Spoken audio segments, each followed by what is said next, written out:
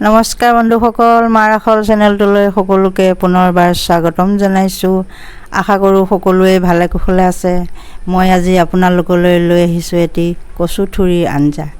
দহি কচু সকলোৱে নিশ্চয় চিনি পায়েই, তেন্তে ব'লক ভিডিঅ'টো চাই লওঁ। মই আমাৰ বাৰীৰ দহি কচুজোপা দেখুৱাই ল'ব বিচাৰিছোঁ।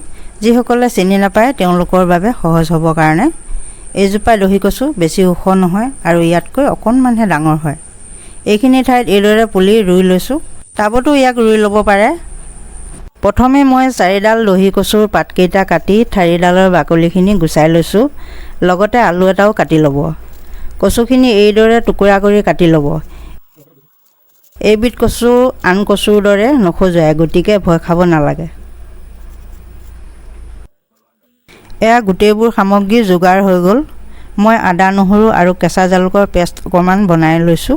আপোনালোকেও এনেদৰে পেষ্ট বনাই ল'ব আৰু কেঁচা জলকীয়া পেষ্ট অলপ বেলেগকৈ বনাই ৰাখিব।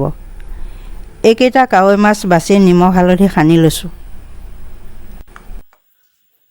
প্ৰথমতে মাছকেইটা হাফ ফ্ৰাই কৰি ল'ব।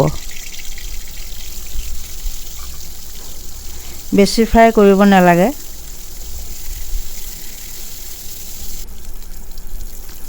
এয়া হৈ গ'ল। এতিয়া এইখিনি তেলতে পিঁয়াজ আৰু আদা নহৰু পেষ্টখিনি দি অকণমান ভাজি ল'ব।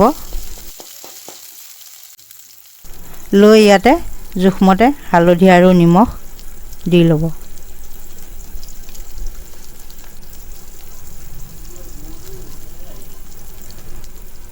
তাৰপাছত অকণমান লৰাই কাটি থোৱা দহি কচু আৰু আলুখিনি দি দিব।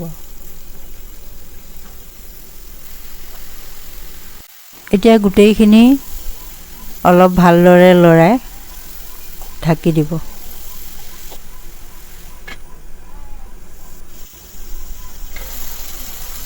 আৰু 2 মিনিটৰ মূৰে মূৰে এইদৰে ঢাকোন উদঙাই উদঙাই ভাজি থাকিব।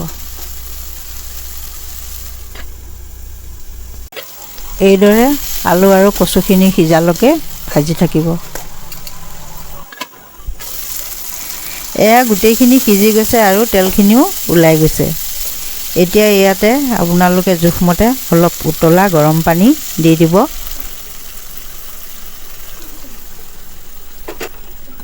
আৰু তাতে জলকীয়া পেষ্টখিনি দি দিব।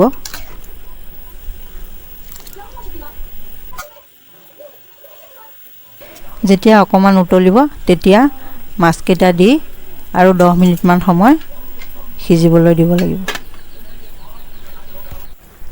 চাওক 10 মিনিটৰ পাছত আমাৰ দহি কচুৰ আঞ্জা খাব পৰা হৈ গৈছে। গোটেইখিনি ধুনীয়াকৈ সিজি গ'ল। এতিয়া অকণমান আলু কেইটুকুৰা ভাঙি দি নমাই দি পৰিৱেশন কৰিব পাৰিব। বন্ধুসকল, নহয়নে বৰ সহজ ৰেচিপি? ভিডিঅ'টো চাই কেনে পালে মোক কমেণ্ট কৰি জনাব আৰু ভিডিঅ'টো লাইক কৰি দিব।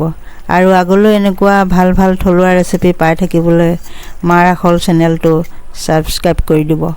আপোনালোক সকলো ভালে থাকক, কুশলে থাকক। আজিলৈ ইমানেই, ধন্যবাদ।